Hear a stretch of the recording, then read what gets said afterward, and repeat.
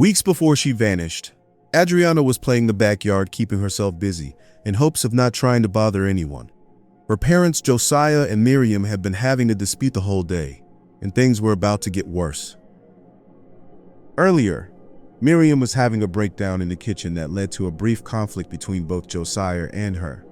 Unfortunately for Adrianna, she was in the mix of her parents fighting and had to escape by going outside. Despite their bickering and back and forth, it was too much for Adrianna. Every time she'd see her parents argue, it would be nothing but misery. She was only a little girl. She didn't know why her mother had the outbursts and emotions she did. For Josiah, it's become taking a toll on him, and he himself had reached a point of conflict and depression. After the argument, Adrianna had seen the aftermath. Her mother devastated with her father, covering her face with her hands. She remained emotionally hurt and bothered by this ordeal. The hardest was not knowing why her mother had the outburst she did. Josiah went to the other room to think for a second and gather his mindset.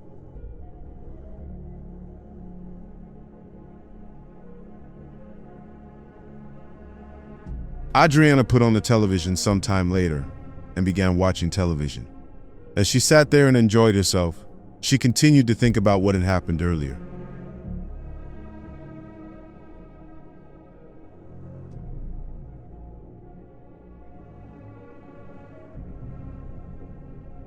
She turned her head to check on her mother, who was in the other room. Her mother looked hurt and broken. She kept it all inside and hidden. The thought of the depression and coldness in the house became more rampant. She can only feel a certain way of defeat, even for her young, brave age. As she further watched television, she could look into the other room and saw her father laying his hands on his face and keeping his mouth shut.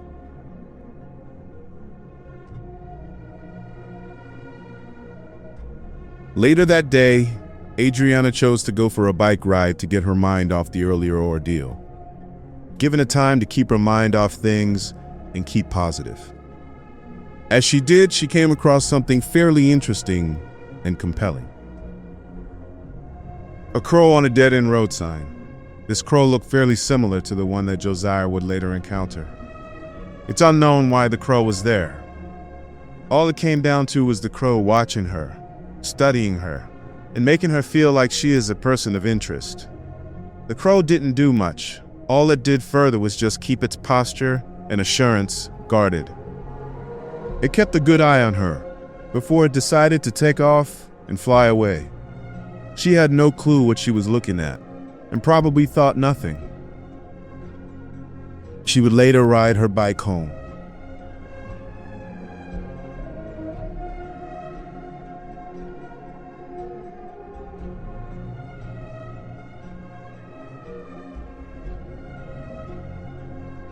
She arrived home and, in effort, hoped that nothing bad had happened, nothing further.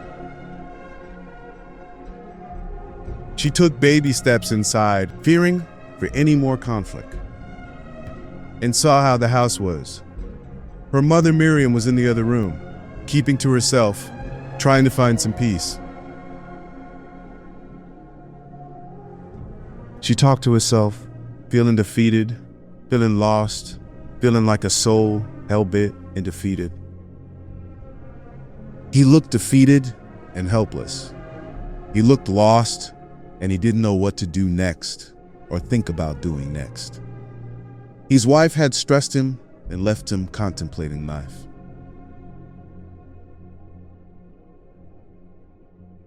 As Adrianna stayed in her room, thinking of what is next for her day, she thinks about the isolation as her parents are in two different parts of the house, trying to figure out what happens next.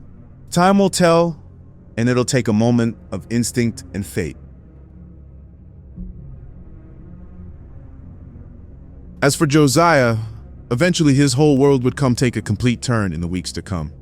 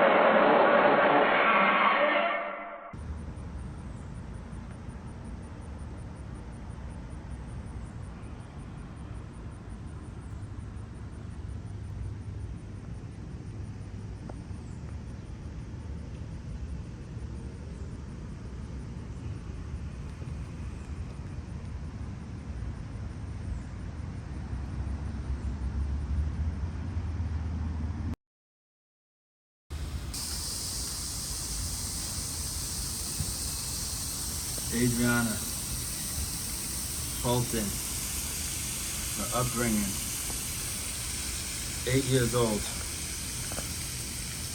not knowing where she is, not knowing how she got to where she is now. Josiah's losing his mind. Miriam is far gone.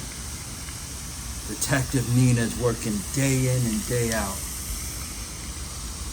Detective Corbin is putting in all his might and glory into this case. Adrianna. Where is Adrianna? This is the main quest. Episode 4. Could she be in that river? The pond? The ocean? Where could Adrianna be? Right in my soul away. Season 2. We're in episode 4. Adrianna's upbringing. We're still in the quest to look for Adrianna. Josiah's fighting. He doesn't care about his depression. He's using logic. He's using mind over matter. Mind over matter. Nothing else matters.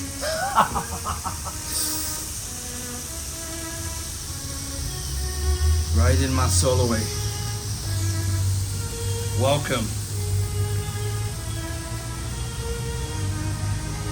Isn't that right, brother?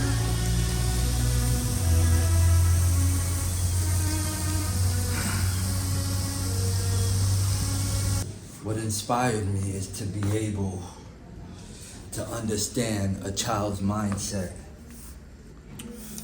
Being able to understand what caused and led to the problem of Adrianna missing. Inspirational. It inspired me to understand what a child is going through in their mind, in their itty bitty brain. An 8-year-old that is so innocent, that doesn't know nothing of the world. It is important to know what's going on in her mind, her surrounding, what caused it. Was there act of neglect? No, or an act of abuse. That's what inspired me. Motivational. Motivational.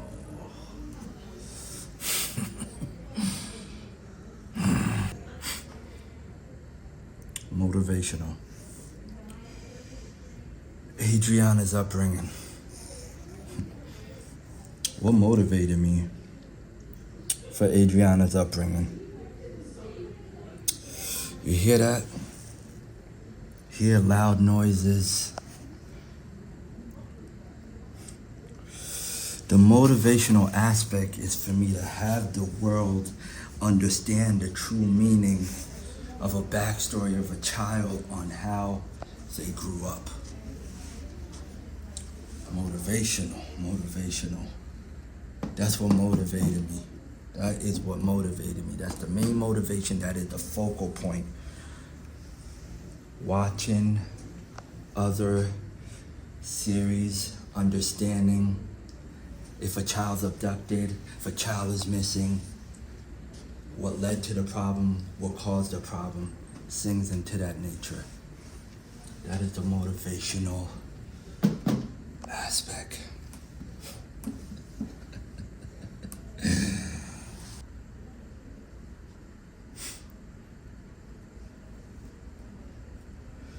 What is inside Adrianna's mind during this potential abduction or this potential runaway? She's dealt with a lot in the household. Adrianna's mind. Let's study it.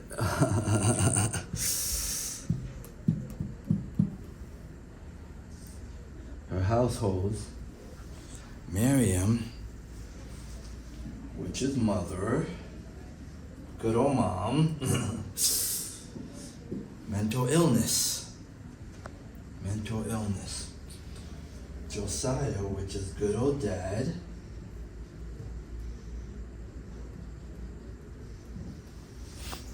depression coming from taking on too much in life, taking on way too much. So there's a battle here. There's a battle between depression versus mental illness. And I didn't specify what illness that she has, but guess. Maybe bipolar, schizophrenia, schizoaffective, anything, manic depression. It could be anything. Adrianna's taken on a lot of trauma. A lot.